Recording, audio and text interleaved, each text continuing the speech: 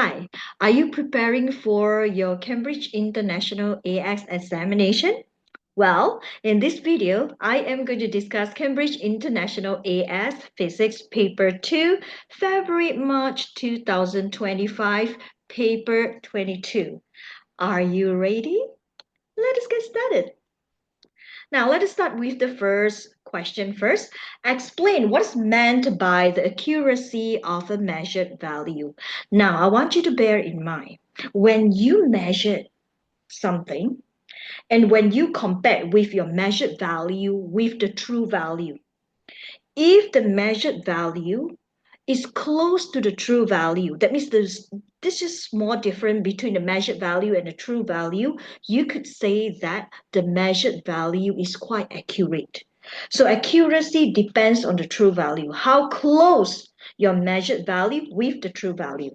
I am going to make that explanation right now. It is the small difference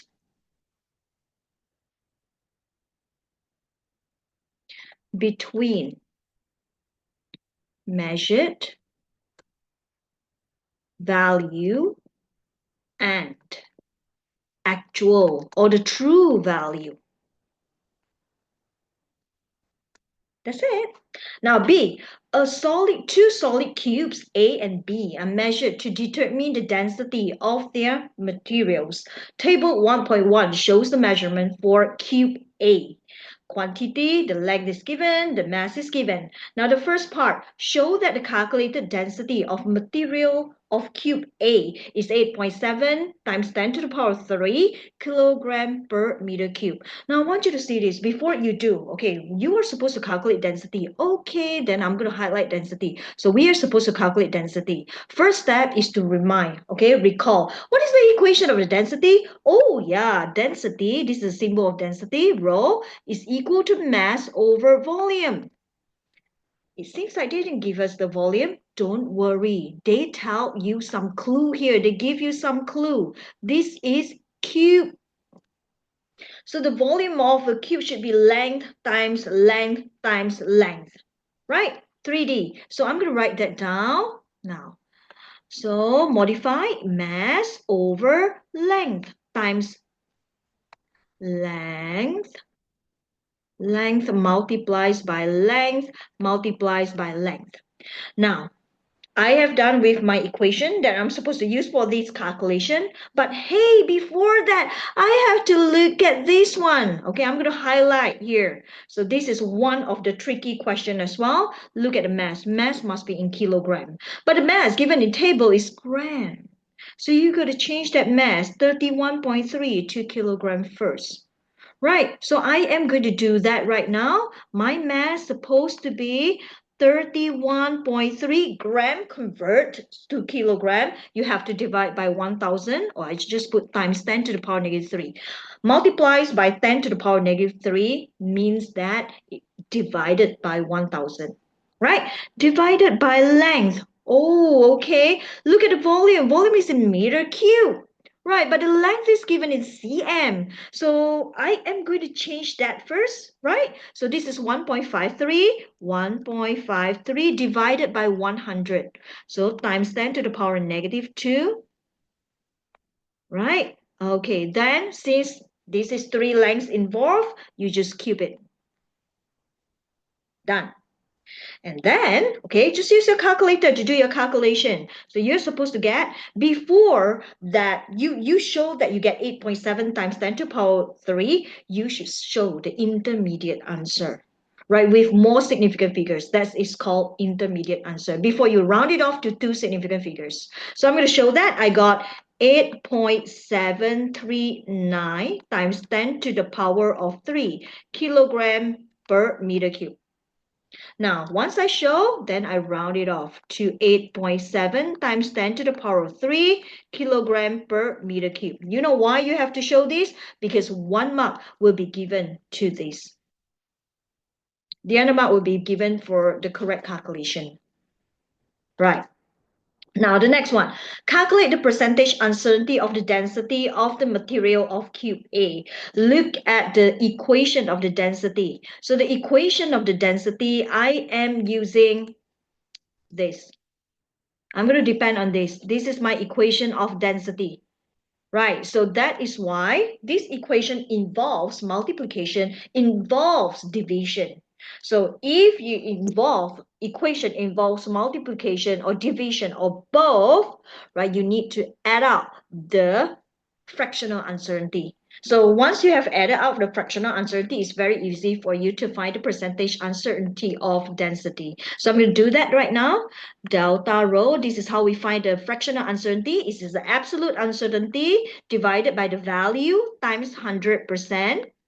Now mass, absolute uncertainty of mass divided by mass, okay, times 100%, plus absolute uncertainty of length divided by length times 100%, plus, because I have three lengths involved, so I have to put 3 here, or you just times 3, not a problem, plus delta L over L times 100%. Now, I am not going to do my calculation for this one. I want you to see this. I'm not going to do the calculation for this one because the whole thing here, the absolute uncertainty of density divided by the value of density times 100%, this is called percentage uncertainty of density. What about the mass? Okay, the absolute uncertainty of mass is 0.5 and the value of mass is 31.3. Now, some student would ask, why are you not changing the absolute uncertainty of gram to kilogram and then the value of mass to kilogram? I'm not going to do that because absolute uncertainty is in gram, 0.5 gram divided by the mass, which is in gram, 31.3 gram. Don't you think that the two units are being cancelled off? That is why there is no unit for fractional uncertainty. You just use the number, divide by, you just use the absolute uncertainty divided by the value of the physical quantity. That would do. Don't have to waste your time to convert to the standard unit.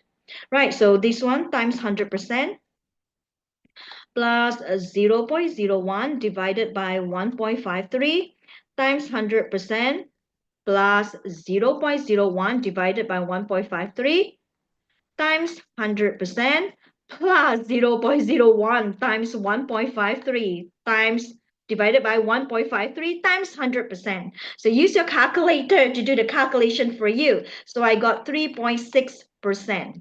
So you have to bear in mind percentage uncertainty can be recorded as 1 to 2 significant figures. So if you want to put in one significant figure, you should put it as 4%. But if you want to put in two significant figures, then this is 3.6%. Now, the third one, the density of the material of cube B is determined to be 9.2 times 10 to the power of 3 kilogram per meter cube plus minus 6%. State and explain whether cube A and cube B could be made of the same material. Now, I find the range of cube B. You take 9.2 times 10 to the power 3 times that 6%. So 9.2 times 10 to the power 3 plus 6%, and 9.2 times 10 to the power 3 minus that 6% to get a range of the density of cube B. So I'm going to do that. Range of density of a cube B is equal to 8.6. I got 8.6, right? To 9 point, okay, wait, let me do 9.2 times 10 to the power 3 times 10 to the power 3. So I got 9.8 times 10 to the power 3 kilogram per meter cube. And then I do for range of density of cube A. So you just take the density of cube A, right, times 3.6%, 3.6 divided by 100. So get a value, take that value of density of A plus, right, with the 3.6% and take the value of density of A minus that 3.6%. So you should get within 8.4 times 10 to the power 3 to 9.0. Could you see that the range of density of A, it is here, okay, range of density of A, which is here. Right, A, right. Look at A and B. A, we got 8.7. 8.7 is within the range of density of cube B. So the exact value of the density of cube A, right, is within the range of cube B. So the answer is yes. Yeah, yes, due to, okay, density of cube A is in the range of density of cube B. Or you could also say the density of cube B is in the range of the density of cube A. Not a problem. Now, the second question, state the principle of moment. Do you still remember moment? Moment is the turning effect that caused by a force, right? The principle of moments is one of the conditions for a system or for an object to be in equilibrium. So you have to state that, okay? So principle of moment states that for a system to be in equilibrium total, because moment talks about turning effect. You can only turn in two directions. One is clockwise direction, the other one is anti-clockwise direction. Total clockwise moment equal total anti-clockwise moments. That's all. Now B, a solid plastic cylinder floats in water. It is used to support one end of the horizontal uniform beam AB as shown in Fig 2.1. Well, everything is given. This is not to scale. The beam has a length of 6 meter. All right, you have to bear in mind A to B, this is 6 meter. And the weight of the beam, which is not being given here, is 1,700 Newton. Now, when the question talks about, okay, you see this clue, yeah? Keywords here. Horizontal uniform beam. What does this uniform represent? Uniform represents the weight must act at the center of gravity of the beam. So you look at the length of the beam as a whole, that is 6 cm. The weight will act at exactly 3 cm. So I would say this is 5 cm, like half of it, maybe, okay, here. Okay, 3 cm and 3 cm. This is weight of the beam. So from here to the weight of the beam, this is 3 cm. 3 meter, sorry, 3 meter, because that's 6 meter. So this is 3 meter here. I just put here 3 meter. That's it. And the beam is attached to a solid ground with a hinge at NA. Cylinder is floating vertically in the water. The top of the cylinder is attached at its center to the beam at a horizontal distance of 5 meters from NA. The cylinder applies the vertical force of 1,300 Newton to the beam. So cylinder apply the force to the beam. Where's the cylinder? So cylinder, this is a force from the cylinder. Cylinder to the beam. Cylinder is down, beam is up. So cylinder push the beam out with the force of 1,300 Newton. A person of weight 660. Okay, this is a person, okay, being drawn here. So you just put weight must act at the center of gravity. So the weight of the person going downward, that is 660 Newton here. Right, and stands on the beam at point P. The beam AB is in equilibrium. Equilibrium meaning to say that the clockwise moment must always be equal to anti-clockwise moment, right? By taking moment about NA, determine the distance x from A to P. Where is moment, okay? So to find the moment, you need a pivot. So the pivot must be at point A. And after that, what you need to do is to identify all the forces that are acting on the system. I have the weight of the person, which I'm going to highlight here, weight of the person, and the weight of the beam, which is here, and also the force from the cylinder acting on the beam. right? I have already identified the forces. And do you still remember how do we calculate moment? To calculate moment, you need to have a force multiplied by perpendicular distance from the pivot, right? So I'm going to write that down. I'm going to write total clockwise moment. Total clockwise moment equals total anti-clockwise moment. So the total clockwise moment, wow, okay. Look at 660. This is how you determine whether it is clockwise or it is anti-clockwise. Look at the first one, 660 Newton going downward. So while going downward, it will seek for the pivot, which is the turning point. So where's the pivot? Pivot is on the left-hand side of the 660 Newton. So you got to turn towards the left. So when you turn towards the left, this is called clockwise moment. What about the weight of the beam?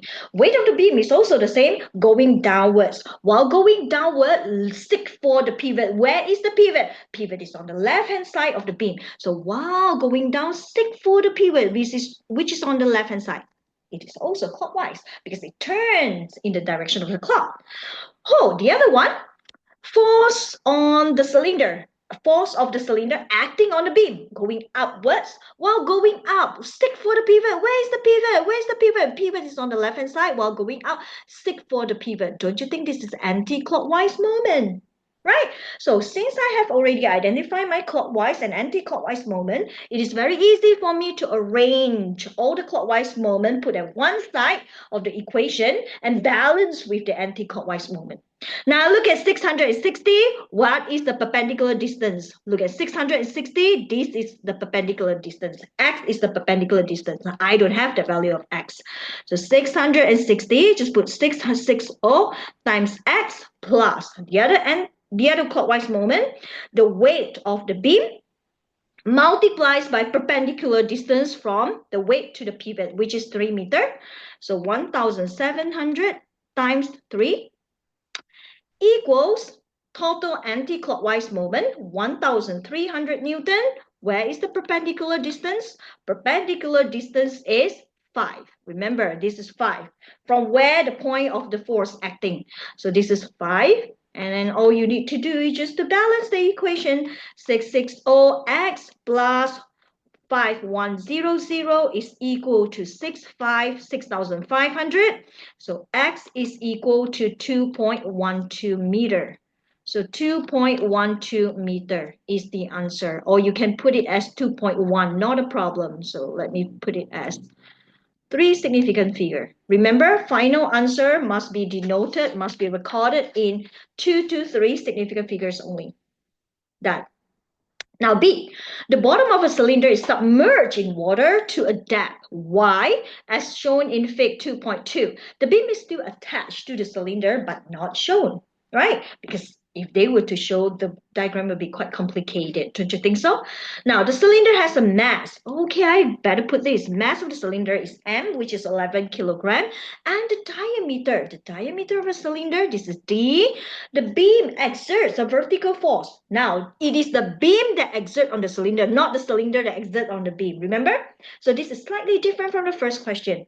Right, the beam exerts a force. So the beam is above the cylinder, so the beam pushes down the cylinder of 1,300 Newton on the cylinder. Cylinder is in equilibrium. What do I mean by equilibrium? Total or resultant force acting on the cylinder must be equal to 0. Show that the upthrust force means floating force acting on the cylinder is 1,400 Newton.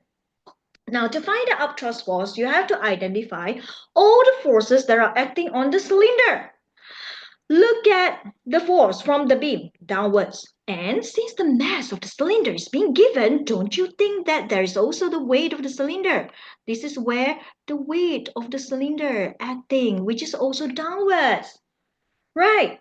So two downward forces is balanced by the floating force acting on the cylinder.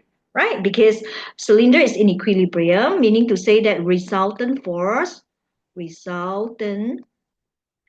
force on the cylinder is equal to 0. Right, so balance. Upward force must be balanced by the downward force. Total, okay, up force is balanced by the down force. Up force is called up thrust. The downward force is the weight of cylinder plus force of beam on cylinder. Weight of the cylinder is 11 kilogram mg. W is equal to mg times 9.81 plus 1,300 Newton. Right? So I end up getting, so it's equal to 1,408 Newton. So you round it off to 1,400 Newton. That will do. Now the second part, the water has density 990 kilogram per meter cube. Calculate the depth y. Whenever they ask you to calculate the upthrust force, do you still recall the equation of the upthrust force? Upthrust force is equal to rho Vg. Rho means the density of the water, V means the volume. Right? The volume of the cylinder inside the water, and G is the gravitational acceleration acting on the cylinder. So upthrust force, I have the answer, which is 1,400. Density is 990. Now, the volume of the cylinder. Do you still remember the volume of the cylinder? This is a little bit of math. Volume of the cylinder is equal to pi r square h. H is the height, right? The diameter is given, so I need r. How to find r? R, diameter, here. R is equal to diameter over 2. So you take 0.78 divided by 2 to get your r, the radius of the cylinder. So 0.78 divided by 2, you get 0.39 meter. H is actually the height inside the water, or the depth of the cylinder inside the water. So I'm going to use that. Pi r squared y times g. Right, 1,400 is equal to 990 times pi times r, 0.39. Yeah, 0.39, but I have to square it, times y times 9.81. And all you need to do is just to make y as the subject. Y is equal to 1,400 divided by 990 times pi times 0.39 square times 9.81. And your y is 0.302 meter. So you could put it as 0.30, two significant figures, but you cannot put it as 0.3. That is one significant figure. Now, the next one, the person can stand anywhere between A and B. On Fig 2.3, sketch a variation of the depth of the bottom of the cylinder with the distance of a person from A for distances between 0 and 6 meters. Numerical values are not required. Now, before we plot a graph, right, we have initial depth of the cylinder, which is 0.3. So you have to put an initial depth first. And then, right, how to get the graph here, you need to understand. When the person is moving, could you see that? When the person is moving from end of A to the end of B, right? The perpendicular distance from this person is increasing. So this person is giving an clockwise moment. So in other words, I am saying that the clockwise moment is increasing. Don't you think so? So since the beam is remain horizontal, right? So that is why when the clockwise moment increases, the anti-clockwise moment must also be increasing. So anti-clockwise moment is related to the force, right, of the cylinder on the beam. So the force must be increasing because perpendicular distance between the cylinder and point A, the pivot, is not changing. So that is why, since the force is increasing, that also means that the upthrust force right, acting on the cylinder is increasing. So the upthrust force is increasing. Okay, I want you to see this. Upthrust force is increasing, right? And the upthrust force is equal to rho Vg. Remember? Okay, rho times pi r square h, or the y, distance, hg. Could you see that when the distance, right, is increasing, the depth, this is called the depth, or y, right? Because the density of the water is constant. Pi is a constant. R is the radius of the cylinder. Since we are using the same cylinder, so the radius must be constant. G is constant. So since the upthrust force is increasing, so it will affect the depth. Depth must be increasing as well. So because the upthrust force is directly proportional to the depth, right? So just take your ruler, because numerical value is not important right here. So just take your ruler. Make sure that you draw a straight line graph. Just draw any straight line graph will do, but you have to start from a certain value, right? Because that is the initial depth of the cylinder. Plot a straight line graph. That will do. Now, the next question number 3. A truck R has a mass 9,400 kilograms, moves with a constant acceleration in a straight line down a slope, as illustrated in Fig 3.1. At point A, where is it? The speed of the truck. Okay, I would say the speed, I put U, 13 meter per second. And at point B, the speed of the truck is 22 meter per second. I put it as V. And the distance between A and B is of 180 meter apart. Calculate the acceleration of the truck between A and B. Now, at first, I used to write A is equal to V minus U over T. That's the definition of acceleration. But I noticed that there is no time given. Instead, they give us the distance, right? So I use another kinematics equation, which I am using this equation. V squared is equal to U squared plus 2AS. Right, V squared is 22 squared equals to 13 squared U plus 2A, because the truck is moving faster. That is why this is acceleration, and the distance is 180. So to find A, this is 22 squared minus 13 squared divided by 2 times 180. So the answer is A is equal to 0.875 meter per second square. 0.875, 3 significant figures, or you can put 0.88 meter per second square. Determine the gain in kinetic energy of the truck between A and B. Now, kinetic energy, if you recall the equation of a kinetic energy is half mv squared, right? Gain in kinetic energy, gain in Ke is equal to Ke final minus Ke initial. So Ke final half mv squared minus half mu squared. Don't make careless mistake. You want to factorize? Yes. M, but this has to be v squared minus u squared. It's not v minus u, then you square the whole thing. That's wrong. So the mass of the truck is 9,400. V is 22 square minus 13 square. So the answer is 1.48 times 10 to the power of 6 joules. 3 significant figures. That's it. The next one, a short time after passing point B, truck R moves in a straight line on the horizontal ground. Driver of the truck applies the brakes. Fig 3.2 shows the variation with time of the momentum of the truck, right?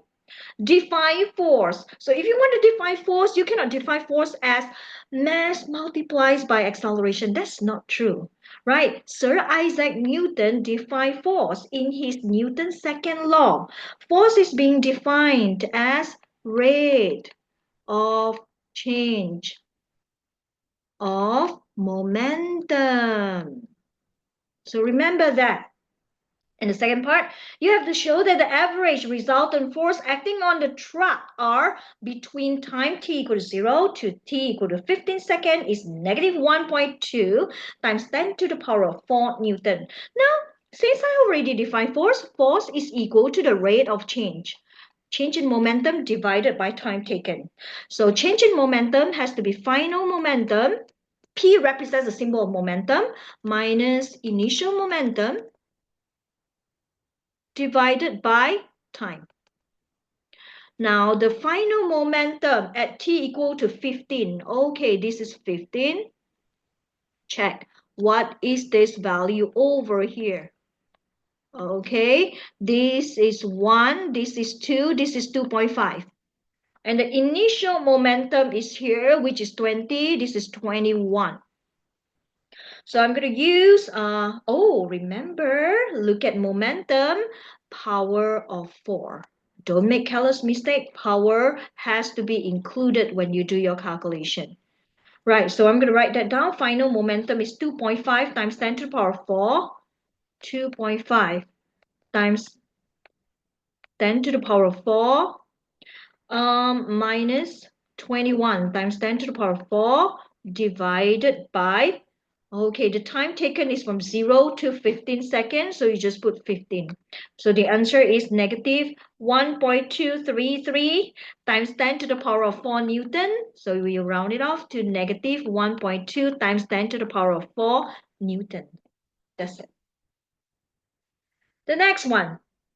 An identical truck S has the initial momentum same, right, as truck R, but truck S experiences a constant force equal to the force experienced by R, right? State and explain whether truck S would take more, less, or the same amount of time to come to rest as truck R. Now, I want to do it here because I have free space here.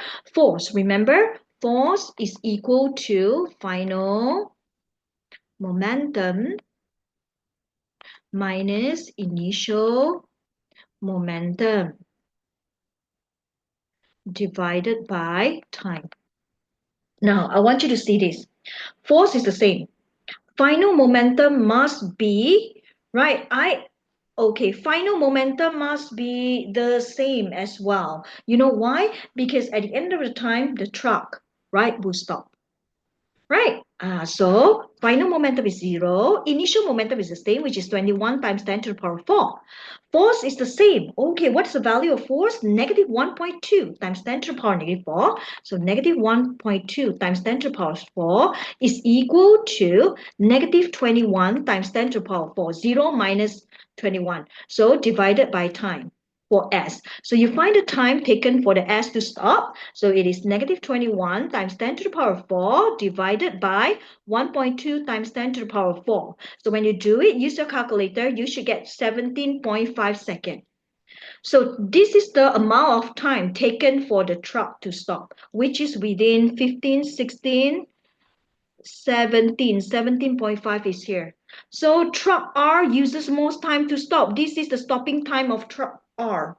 So we can say that, right, the time taken, right, when you show the equation right here, so we could say that time taken to stop truck S, or time taken for truck S to come to rest, is lesser.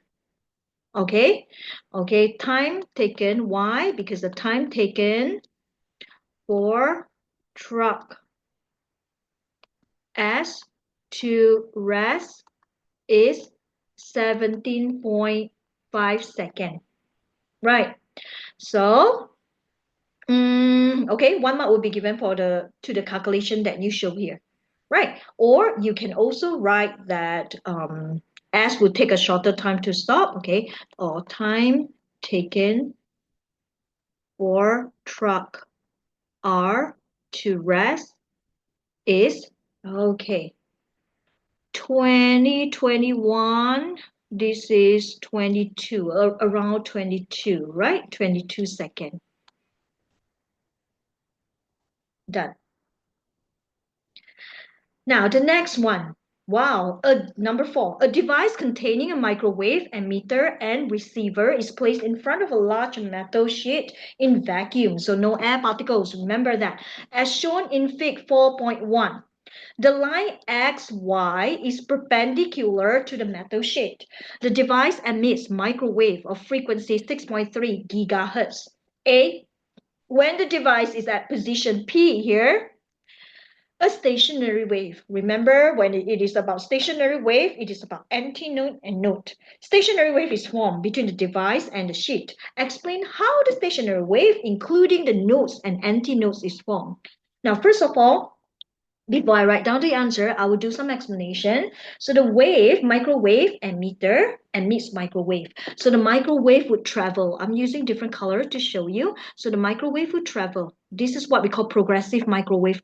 So it would travel until metal sheet. So the metal sheet, the function of the metal sheet is used to block the microwave. This is called progressive microwave. When it is being blocked, no choice, this microwave will be reflected by the metal sheet to go back, okay? So the reflected microwave, can you see? Superimposed, because microwave emitter keeps on giving out microwave. So the reflected microwave will be superimposed with the incident progressive microwave. Right? When they superimpose at the same time, same speed, same frequency, stationary wave is being formed. Right? That is what you are supposed to explain. Now I'm going to make my explanation right here. Yeah, I'm going to use blue color to explain. Right. How the stationary wave okay, and I have to talk about the node and the antinode at the same time. Okay, no problem. So first of all, I said, okay, progressive microwave are moving along line PQ2Y. Microwaves are being reflected by metal sheet at Y. So what happened? Reflected microwaves superimpose. Use the word. This is one of the key words. Superimpose with incident progressive microwave coming from the microwave emitter. Microwaves at the same speed, same time, same speed, same time, and same frequency. But what happened? But in the opposite direction. Direction to form stationary wave. Right. And then I need to talk about the nodes, the antinodes, right? Nodes are being formed when reflected microwave and incident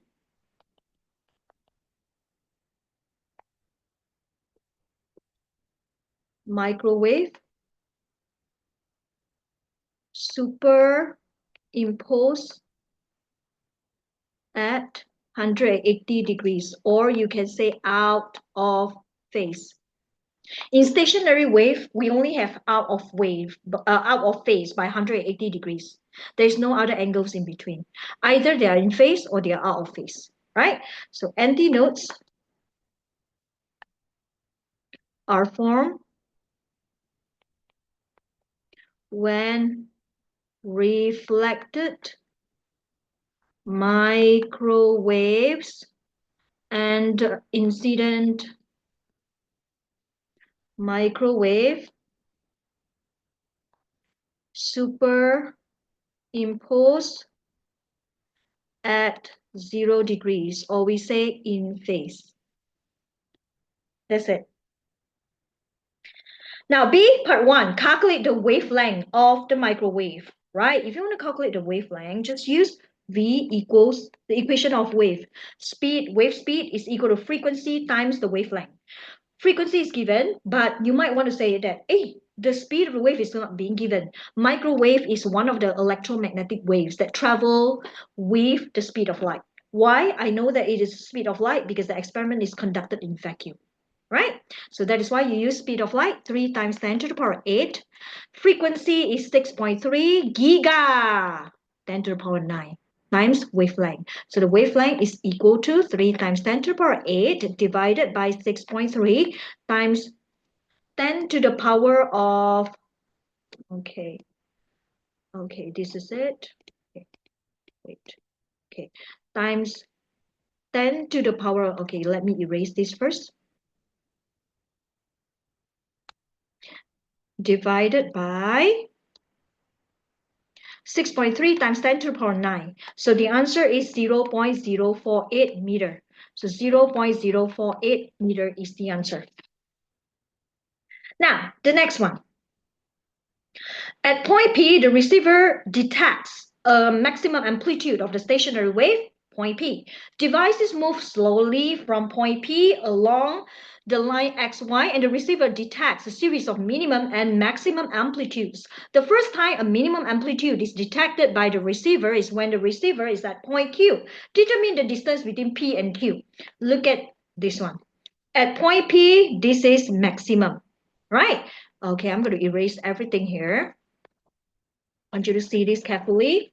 At point P, this is maximum. That means that's antinode. At point Q, this is point P. At point Q, this is a minimum. That means this is a node. So you base on the stationary wave profile like this. I always draw this. And then this is a reflected wave. Okay, this is called one wavelength. So when you split it up, this will become 1 over 4 lambda, 1 over 4 lambda. This is also 1 over 4 lambda and 1 over 4 lambda. So the distance from the antinode to a node is called 1 over 4 lambda. So I'm going to put that 1 over 4 lambda. Distance between P and Q is called 1 over 4 lambda. Okay, now.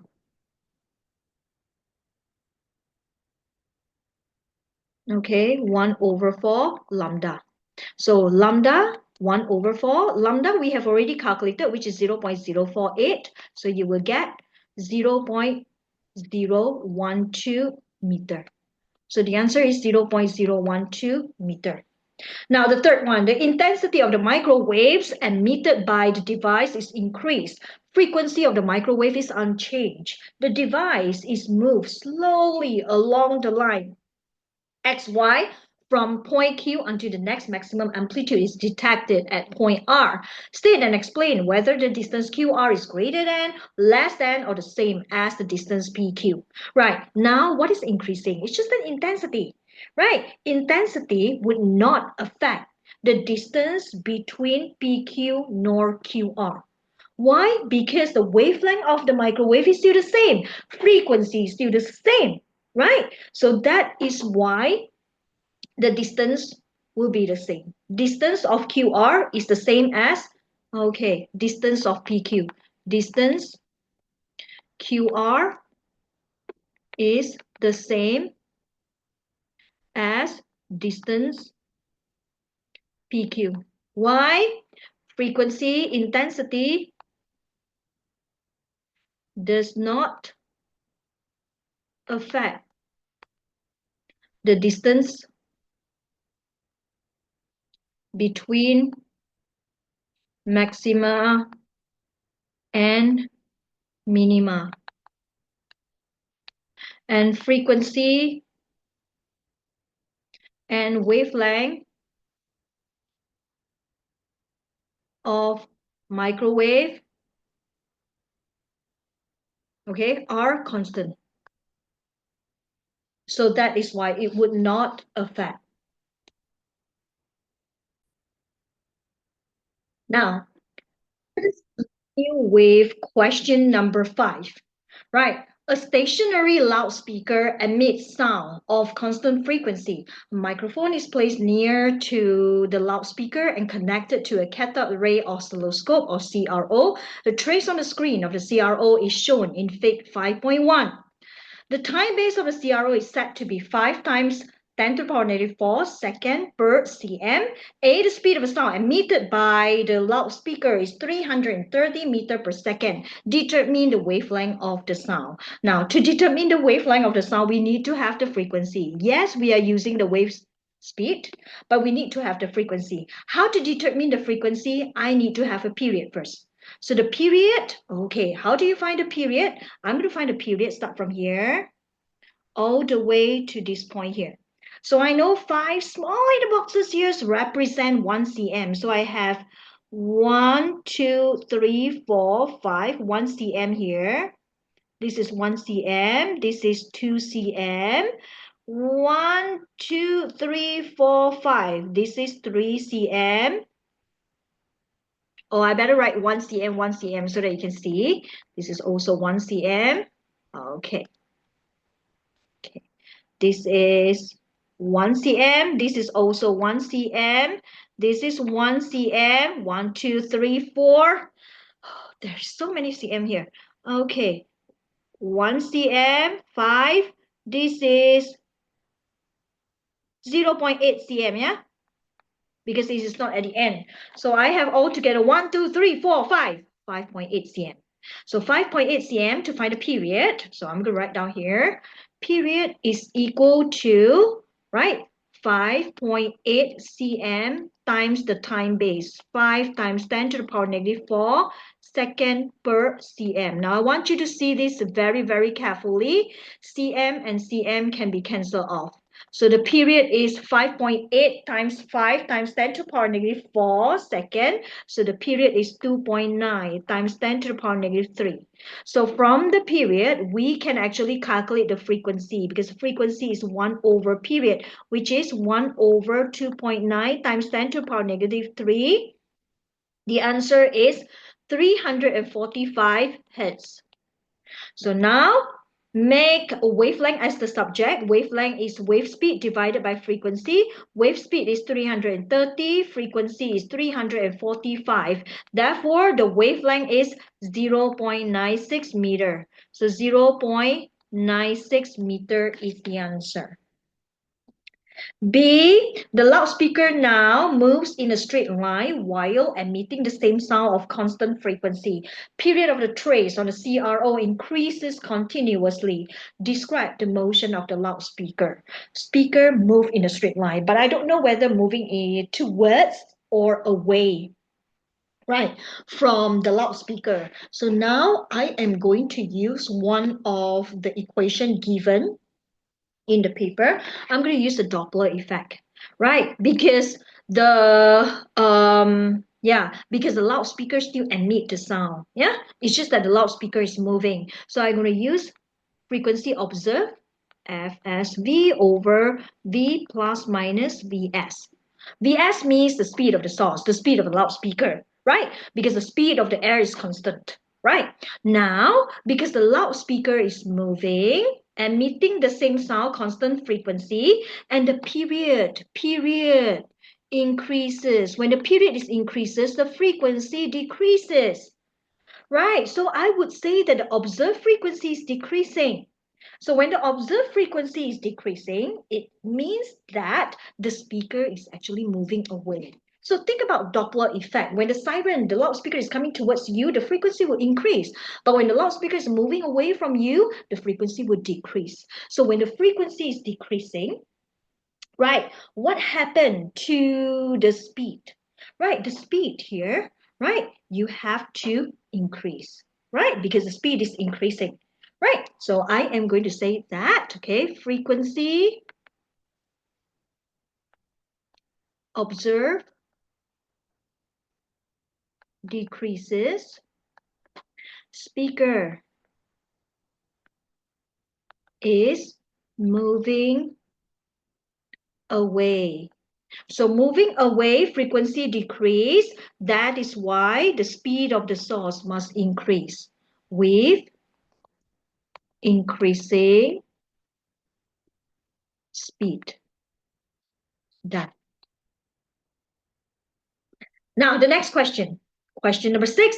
A cylindrical copper wire P of length 0.24 meter is shown in fig 6.1. Current in the wire, I write down I, is equal to 0.85 ampere. The resistance of the wire is 3.3 milliohm. Milli is one of the prefixes, remember? The total number of charge carriers N in the wire is 2.6 times 10 to the power 22. Resistivity of the copper is 1.8 times 10 to the power of negative 8 ohm meter. A, calculate the potential difference between the two ends of the wire. Since the resistance is being given, so we just use Ohm's law. V equals IR. I is given as 0.85. R is 3.3 milli 10 to the power negative 3. So you should get 2.81 times 10 to the power of negative 3 volt. So 2.81, I put it in terms of 3 significant 3 SF, right? Volt.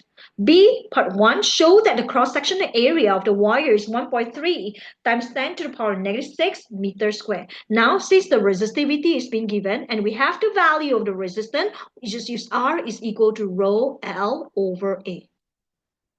Rho represents resistivity. So since we are asked to find the cross-sectional area, just pick area as the subject, rho L over R.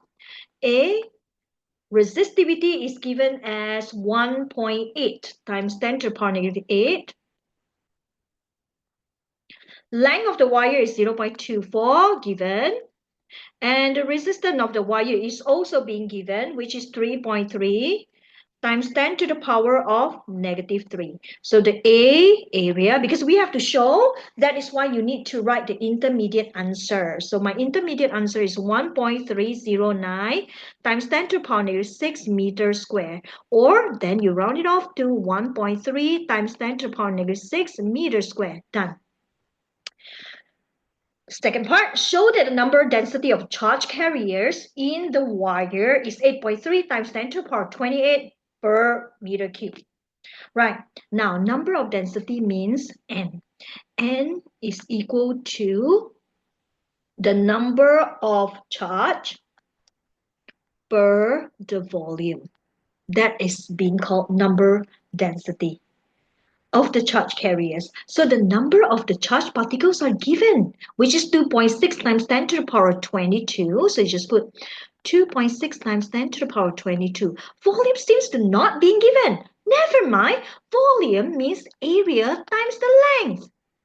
So then you just put in 2.6 times 10 to the power 22 area. You have already calculated. So you can use the intermediate answer, 309 times 10 to the power of negative 6 times the length, 0.24, right? So get a value, my value, I got 8.275 times 10 to the power of 28, round it off, 8.3 times 10 to the power of 28 per meter cube. Now the next one, calculate the average drift speed of the charge carriers or electrons in the wire. No need to memorize because it will be given. I equal to NAVQ. Average speed is V, I is the current, number charge density, right? Number density of the charge carriers, N, A, and Q. See that? So I is being given, this is the current 0.85. N is the one that, yeah, you have proven you can use the intermediate answer. 8.275 times 10 to the power of 28. And then the area, I want to use the intermediate answer as well. 1.309 times 10 to the power negative 6. And then the charge is the charge of the electrons. 1.6 times 10 to the power negative 19. No need to memorize because it will be given. So the V that I got was 4.9 times 10 to the power of negative 5 meter per second. 4.9 times 10 to the power negative 5. Now see, a different copper wire Q has the same volume. Wow, this one you have to remember, same volume, right? This is the same volume as wire P, but non-uniform, right? Radius as shown in fig 6.2. The radius R1 at nx of wire Q is the same as the radius of wire P.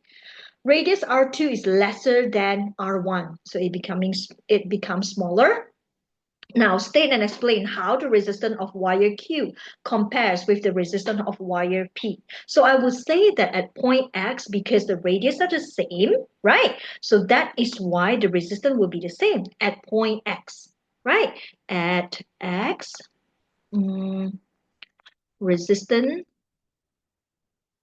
of Q is the same as resistance of P. Now, look at what is happening right now. Since the radius is decreasing, you know that cross-sectional area is equal to pi r squared. When the r is decreasing, the area will decrease. So when the area decreases, what happened to the resistance at point, I just write point A here, resistance at the end of the cylinder, right, non-uniform cylinder will increase because resistance is inversely proportional to area. Area decreases, resistance will have to increase. Same volume, right? Same volume, what happened here? You know that the volume of the cylinder is equal to area times the length. Same volume, right? Volume constant. Could you see that? A is inversely proportional to length. So when the A is decreasing, the length is actually increasing. So the length of wire Q is longer as compared to the length of wire P. So when the length increases, because resistance is directly proportional to length increases, resistance will also increase, right? Okay, so I will say at the end, okay, at the end, since R2 is lesser than R1, right? Area is equal to pi r squared, right? Area of wire Q decreases, which, okay, area decreases. Okay, now, and then since volume constant, V is constant, V is equal to area times length, right? Area is inversely proportional to length. Yeah. So area decreases.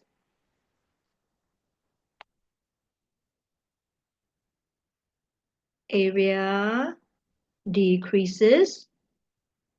Length of wire increases. Resistance is directly proportional to length but inversely proportional to area. So hence, resistance of Q is larger than the resistance of P. Done. Now the next one. On fig 6.3, sketch a graph of the variation of the average drift velocity, drift speed of the charge carriers with the distance from n of x of wire Q. Where is n of x? Oh, okay, this is not easy. I got to tell you first. You see, since the length increases, right? So I'm going to write average drift velocity first. I is equal to NAVQ. V is equal to I over N A Q. I would say that N is constant, Q is constant. That is why V depends on I depends on area. Now, area decreases. Resistance of the wire increases. That is why the current must increase. Resistance of the wire Q increases. Current must decrease. I'm so sorry. Okay, current decreases. right? If you have a problem, yeah, initially there is an initial average drift, right? Because at nx, the resistance of q is the same as the resistance of p, so the drift velocity or the drift speed, average drift speed of wire q, of the charge carriers in wire q will be the same, which is 4.9 times 10 to the power negative 5. So you have an initial value here, but we don't have to put in any value, we just get. But, okay, if you face any problem, like me, whenever I face any problem, I know that, right, I need not have to plot any graph. I need not have to put any values, but I just want to confirm my graph. So I put in, yeah, the value here, V, drift velocity, and the current, keep on decreasing the current, and the area. Right, so I put in value. Initially, the value of drift velocity is 4.9 times 10 to the power negative 5. So when the current is 0.85 and the area is 1.3 times 10 to the power negative 6. Now, I try to modify. Okay, let's say I decrease the value of the current because the current value is decreasing since the resistance keeps on increasing, right? So let's say these are the value I just put in to see how my graph will look like. So I put in maybe decrease to half, 0.425, and then the area is also decreasing, maybe decrease to half, 0.65 times 10 to the power negative 6. So I calculate the value of V. Yeah, I times in the number of charge density, everything I do, right? I times in the charge density, I times in the charge of 1 electrons, or you just put a constant, that would do. So I got 4.92, so increased by a bit. So, but I just want to confirm, that is why I do more. Yeah, I keep on decreasing this. I get more value so that I can see the trend. So I take 0.425, decrease half, 0.2125. In the area, I decrease half as well. This is 0.325 times 10 to the power negative 6. And I calculate my value of the drift velocity, right? It is almost similar, 4.92 something, right? It is almost similar. So I would say that drift velocity keeps on increasing, but at the slower rate. When the distance is increasing more, but the average drift velocity increases just a bit, so the graph is a curve graph going outwards. It increased by a bit, distance increased more than the average drift speed. So this is the graph. Now, the next one, the last question here. An isolated stationary nucleus Q decays into nucleus R and an alpha particle. The alpha particle has a speed of 1.5 times 10 to the power 7 meter per second. A, complete the equation for this decay. Alpha, all you need to do is just the balance. Right, the nuclear number on the right-hand side must be equal to the nuclear number on the left-hand side. 2 to 2 plus 4, you get 2 to 6. Proton number on the left-hand side must be balanced with the proton number on the right-hand side. 88 minus 2, you get 86. Quite easy to get that 1 mark. Don't you think so? Now, B. By considering momentum, calculate the speed of nucleus R after decay. Look at nucleus Q. We have to use the principle of conservation of momentum. Total momentum before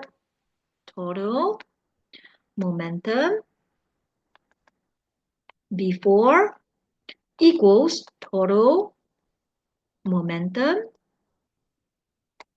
after. Total momentum before, because the Q is stationary, you put 0. Total momentum after, when you decay into alpha particles, so the alpha particle and the nucleus R must move in the opposite direction in order to get 0 momentum.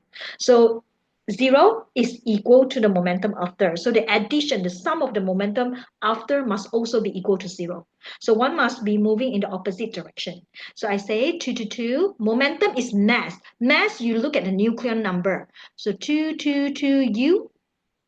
Mass is 2 to 2U, right? Multiply by speed of R, velocity of R, plus negative, right? Okay, negative for U, that is the mass of helium nucleus or alpha nucleus, and the speed is 1.5 times 10 to the power of 7. Now, 2 to 2U V of R is equal to, because I shift this, I shift the positive and the negative to the right hand side. So I cancel the negative sign. 1.5 times 10 to the power 7, right? Now what you do now, U and U just cancel off. U is unified atomic number. So VR, make it as a subject. It is 4 times 1.5 times 10 to the power 7 divided by 222. And you will get 2.7 times 10 to the power of 5 meter per second. So the answer is 2.7 times 10 to the power of 5 meter per second. Now the last part states three quantities that are conserved during the decay. So you could see that when we balance the equation, we would say that the proton numbers are being balanced as well. So you can write proton numbers, right? First one, I write proton number. And you can also write neutron number, total momentum, total mass, right? That's all. So that's the end of our discussion. I hope you gain benefit here. So if you need anything, you have any problem, do not hesitate. Just comment below. Yeah. Wish you all the best, and I'll see you in my next video. Bye.